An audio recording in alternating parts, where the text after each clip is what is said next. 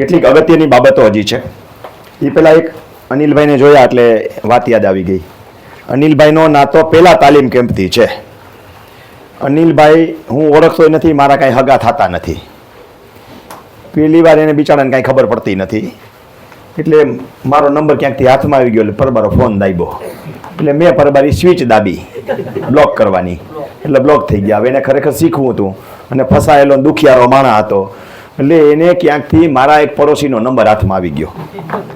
એટલે એ વિજયભાઈ તો મને સીધો ફોન કરી શકે, એટલે વિજયભાઈ મને સીધો ફોન કર્યો અને આ ભાઈ બાજુ બેઠા હતા. એ કે તમે અમારા એક સંબંધીને બિચારાને કારણ વગરનો ડામ દઈ દીધો, કે એને બ્લોક કરી દીધો છે. મેં કીધું એ તો ભાઈ તારો નંબર સેવ ન હોય તો બીજામાંથી કરી તો એ થઈ જાય. એટલે પછી એ અનબ્લોક કર્યા. પહેલાં તાલીમ કેમ્પમાં કંઈક ફી ભરીને આવ્યા ને પછી કાયમી ધોરણે કીધું છે કે એ અભણ માણસ છે.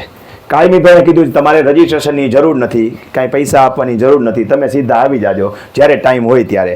પણ એ માણસે અભણ હોવા છતાંય રોજકામનો મારો વિડીયો સાંભળી તાલીમ કેમ્પમાંથી શીખી એને જે હું નથી શીખવાડતો એ કામ કરી લીધું.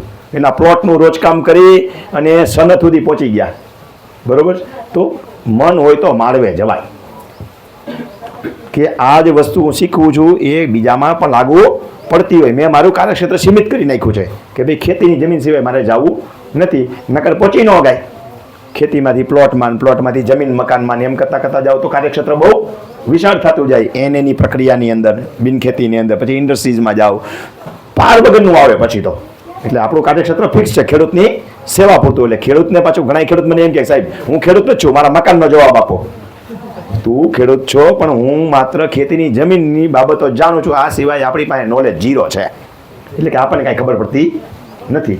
કાર્યક્ષેત્ર જેટલું નક્કી કર્યું હોય એ જ જવાય. જે ગામ આપણે જવું નથી એનો રસ્તો જાણવો નથી, નકર તો ટ્રેક ફરી જાય અને આપણે જ્યાં મંજિલે પહોંચવું છે ત્યાં સુધી પહોંચી ન ગઈએ.